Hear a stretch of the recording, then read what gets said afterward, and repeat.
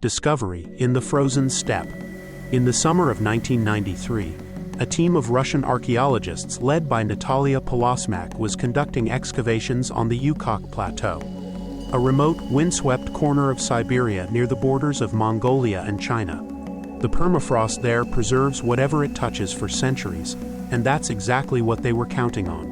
What they found was beyond imagination.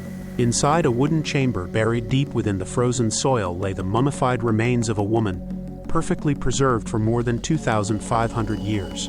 Her skin, hair, and even her tattoos were intact, as though she had fallen asleep only yesterday. The world would soon call her the Siberian Ice Maiden or Princess of Yukok, but locals didn't celebrate.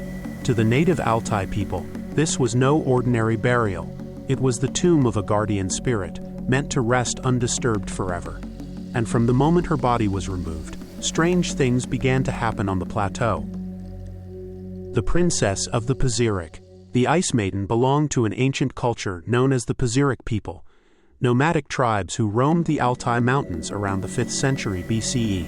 They were skilled horsemen, traders, and artisans, and their burial mounds, called kurgans, were filled with treasures, gold, carpets, weapons, and horses sacrificed to accompany the dead into the afterlife. What set this woman apart was her status. Her tomb was elaborate, containing 6 horses, luxurious clothing, and intricate jewelry. But what fascinated scientists most were the tattoos, complex designs of mythic animals, deer with curled horns, griffins, and dragons. Each tattoo told a story, symbols of protection, power, and rebirth. Researchers concluded she was not a warrior, but a spiritual leader, a priestess who bridged the world of men and gods. And perhaps that's why the locals feared her awakening. The day the ice was broken. When Polosmak's team began to melt the ice covering the burial chamber, they had no idea they were about to spark one of the most controversial discoveries in modern archaeology. As the frozen layers gave way, a strong odor filled the air, a mix of ancient resin and decay. The team carefully lifted the wooden sarcophagus, revealing the maiden wrapped in silk, her body an astonishing pale gold from the embalming herbs. The moment they pulled her from the ice, the sky darkened. A storm rolled over the plateau, and local herders, watching from a distance, whispered that the spirit of the guardian was angry. Within days, the team's helicopter crashed during transport.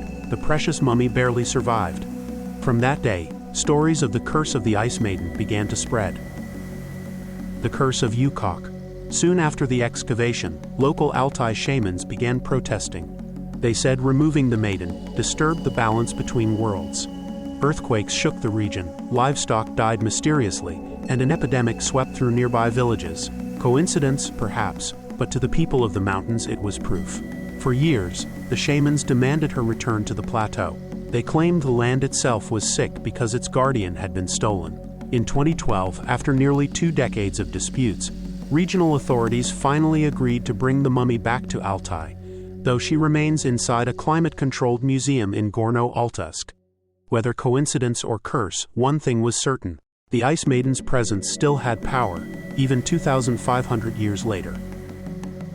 The science of preservation. From a scientific point of view, the Ice Maiden was a miracle of nature.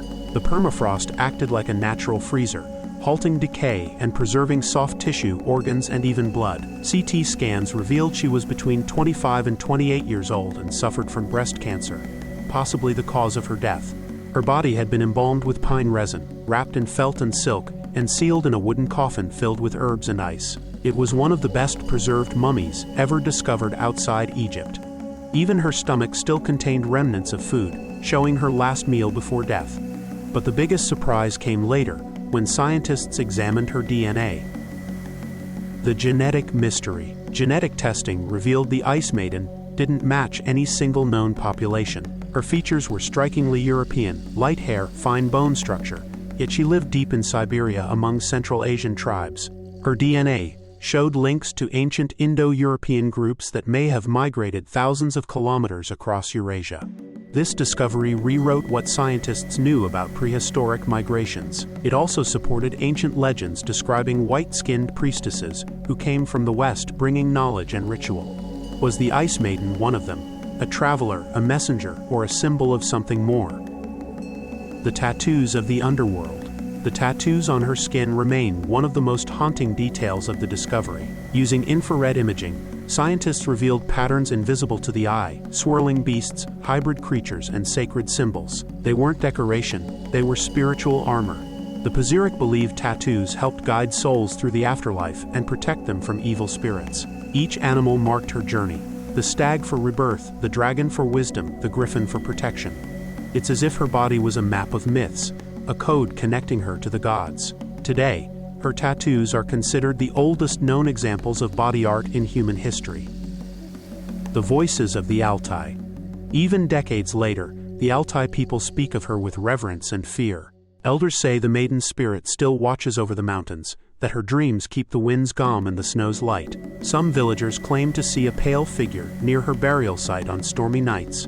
To them, she isn't a relic of the past. She's alive, a silent guardian who demands respect. When tourists visit the museum, many say the air feels heavier around her glass coffin, like she's aware of being watched. The line between science and spirituality remains as thin as the ice that once held her.